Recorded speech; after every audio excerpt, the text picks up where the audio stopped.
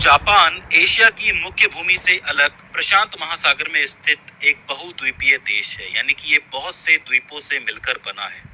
अगर आप ठीक से गिनेंगे तो जापान लगभग 14,125 द्वीपों से मिलकर बना है, जिसमें से 260 द्वीपों पर लोग रहते हैं, यानी कि जनसंख्या निवास करती है। अब ये बात सुन के ही आपके दिमाग में एक कंफ्यूजन पैदा हो जाएगा, क्योंकि कुछ किताबों में लिखा हुआ है कि जापान लगभग 6,852 द्वीपों से मिलकर बना हुआ है। लेकिन मैं आपको बता दूं कि ये एक पुराना आंकड़ा है।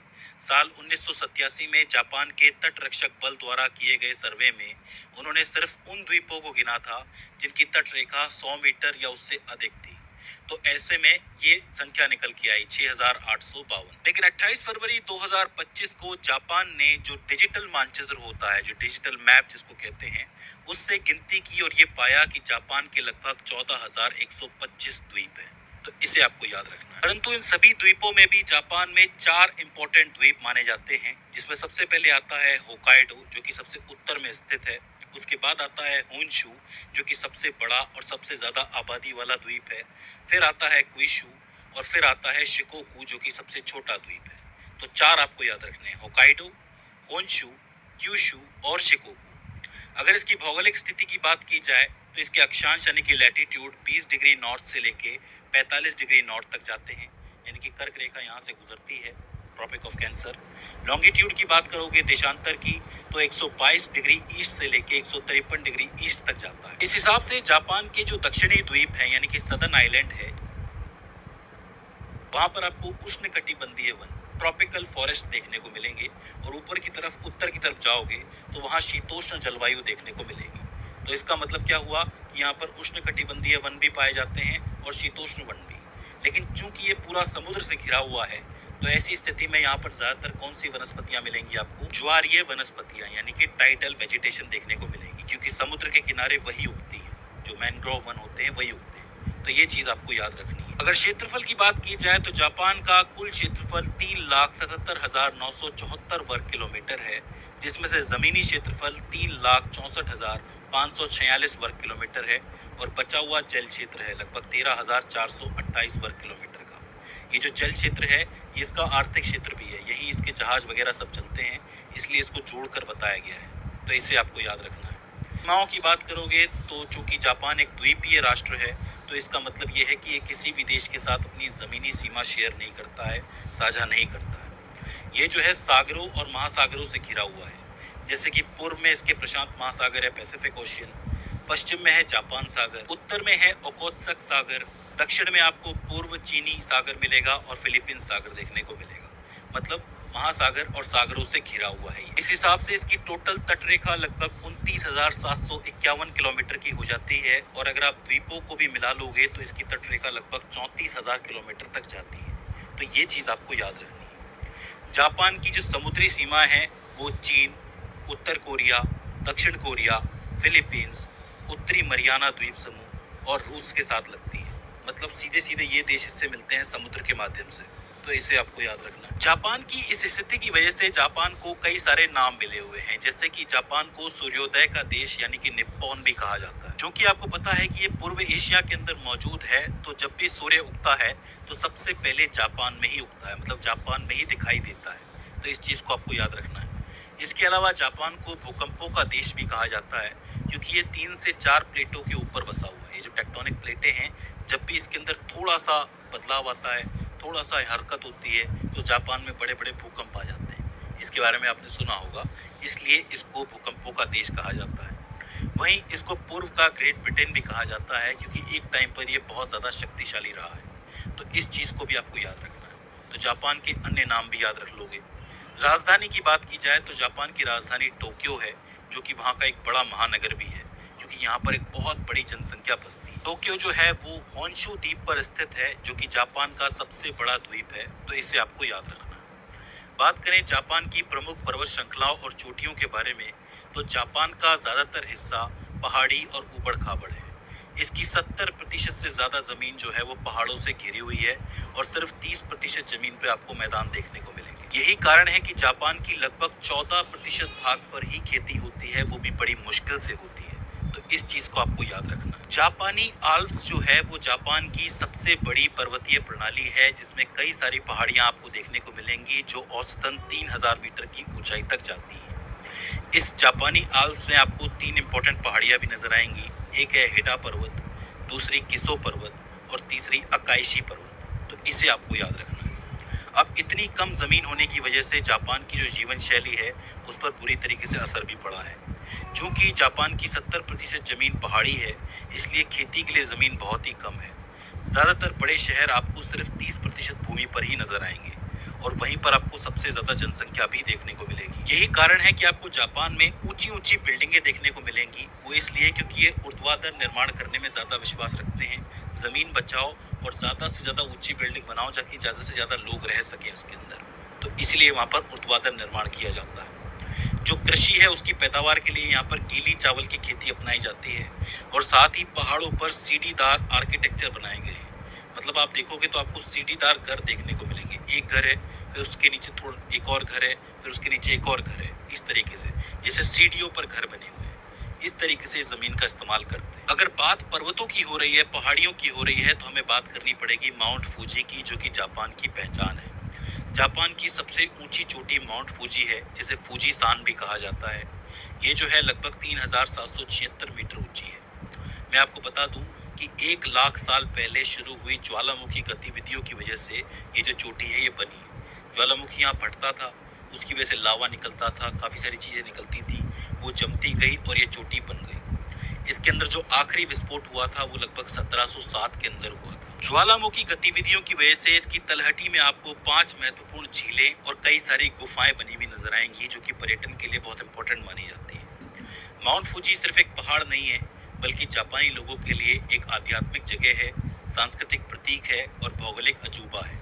बहुत से ऐसे जापानी आर्टिस्ट आपको देखने को मिलेंगे जो अपनी आर्ट में माउंट फूजी का इस्तेमाल करते हैं। कोई पेंटिंग बनाता है, कोई गाना बनाता है, इस तरीके का आर्ट बनाते हैं। मैं आपको बता दूं कि ये जो है पर्यटन और मनोरंजन का एक बहुत बड़ा केंद्र है।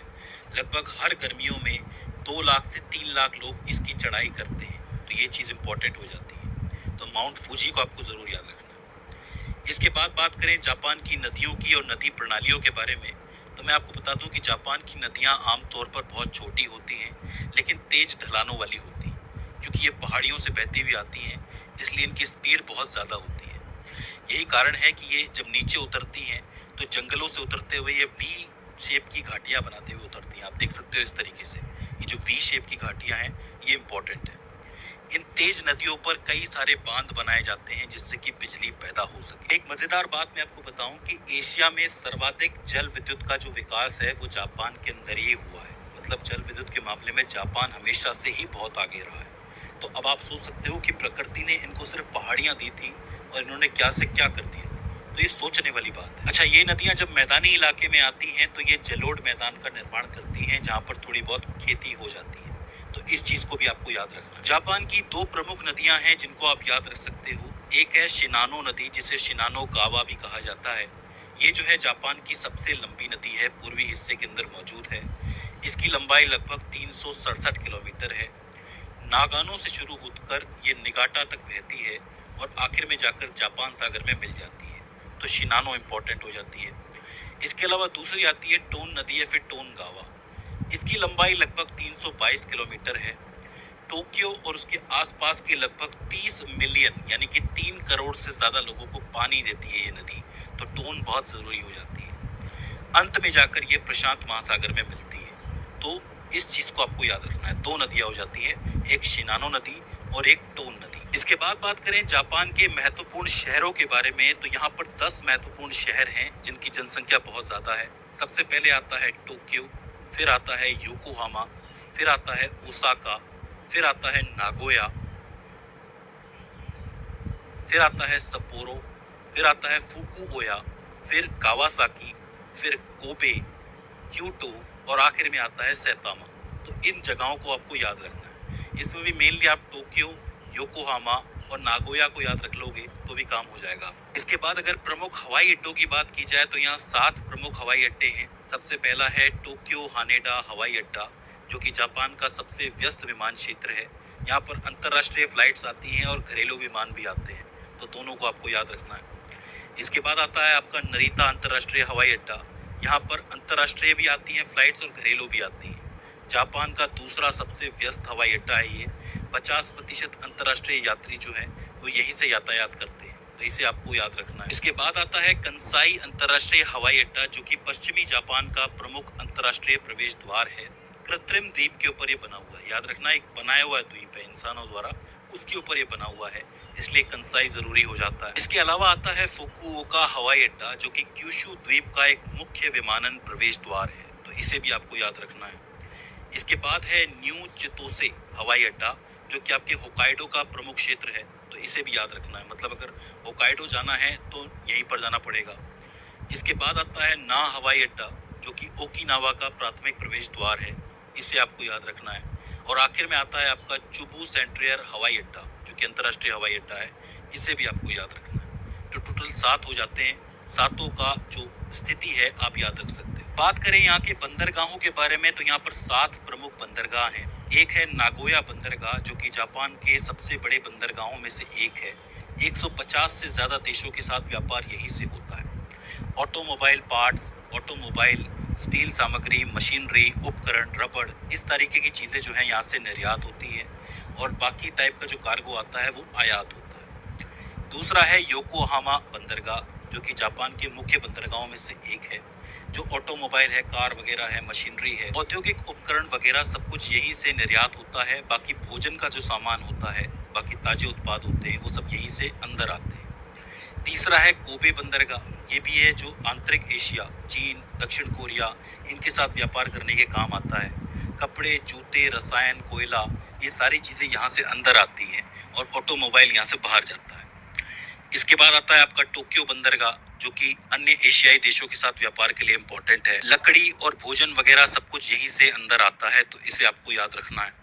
टोक्यो के बाद आता है ओसाका बंदरगाह, ये जो है एक प्रमुख हब है, मुख्य व्यापार क्षेत्र इसको माना जाता है। जो कच्चा माल है, जो कृषि उत्पाद है, वो सब कुछ यहीं से अंदर आता है। ईंधन वगैरह, ऊर्जा संसाधन, तेल वगैरह सब यहीं से अंदर आता है ओसाका से, तो इसे आपको याद रखना है। इसके बाद आता है आपका मोजी बंदरगाह, जिसे किटाक्यूशु बंदरगाह भी कहते हैं।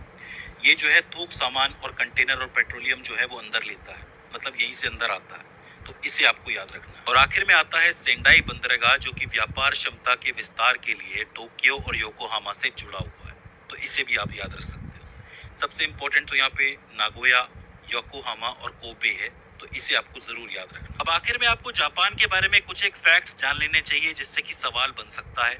सबसे पहले तो जो आपका होन्शु द्वीप है, उस पर जापान का सबसे बड़ा मैदान क्वांटो और फुजियामा ज्वालामुखी, जिसको माउंट फुजी भी हम कहते हैं, वो मौजूद है होन्शु पर, तो इसे आपको याद रखना है। इसके अलावा होन्शु द्वीप पर ही जापान की औद्योगिक पेटी का विकास हुआ है। जितना भी उद्योग का विकास हुआ है वो इसी द्वीप पर ज्यादा हुआ है, तो ये द्वीप इम्पोर्टेंट हो जाता है। जापान की राजधानी भी टोक्यो भी यहीं पर मौजूद है, तो ये इम्पोर्टेंट हो जाता है। वीवा झील जापान की बहुत महत्वपूर्ण झील है, ये जो है होन्शु द्वीप पर स्थित है, तो इसे भी आपको याद रखना है।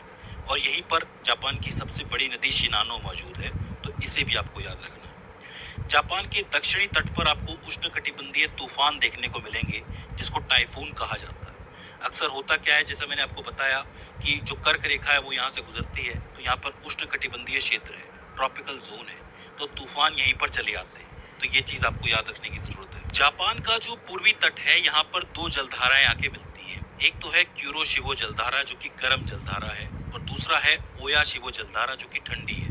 दोनों जब आपस में मिलती हैं तो मछलियों के लिए एक अनुकूल स्थिति पैदा हो जाती है, तो यही कारण है कि जापान के पूर्वी तट पर मछली पालन होता है, तो लोग यहाँ से मछलियाँ पकड़ते भी हैं। इसके अलावा ओसाका को जापान का मैनचेस्टर कहा जाता है, और नगोया को जापान का डेट्रॉइट कहा जाता है, तो इसे आपको याद रखना है। अब चूंकि जापान के अंदर खेती होती नहीं है, इसलिए अधिकांश खनिज संसाधन जापान जो है वो आयात करता है, लेकिन जो मशीनरी है और बाकी उपकरण है उसको निर्यात करता है। तो ऐसे में एक हाथ दे एक हाथ ले वाला हिसाब किताब है जापान का, तो इसे आपको याद रखना है। जापान जो है मोटर वाहन, इस्पात, समुद्री जहाज और विविध प्रकार की मशीनों के लिए बहुत फेमस है, और बहुत ही पक्की इस पे पकड़ बना के रखी हुई है, तो इसे भी आपको याद रखना है। एशिया की जो सबसे लंबी सुरंग है, जिसको शिकन कहा जाता है, वो भी जापान के अंदर ही मौजूद है। लगभग 53.58 किलोमीटर लंबी है। सोचो 53 किलोमीटर की सुरंग बनी हुई है, कितनी बड़ी बात है। इसके अलावा क्योटो जो है वो जापान की पुरानी राजधानी होने के साथ साथ हस्तकला उद्योग के लिए भी बहुत ज्यादा प्रसिद्ध है। तो आपसे कोई पूछे कि जापान में हस्तकला उद्योग के लिए फेमस शहर कौन सा है, तो क्योटो है, याद रखना है। अब आखिर में दो चीजें आपके दिमाग में आ रही होंगी, एक तो है हिरोशिमा जो कि जापान के होन्शु द्वीप पर स्थित है, और एक है नागासाकी जो कि जापान के क्यूशु द्वीप पर स्थित है। दोनों ही जगहों पर परमाणु बम गिरा था और खतरनाक विध्वंस हुआ था। तो इन दोनों जगहों को भी आपको याद रखना।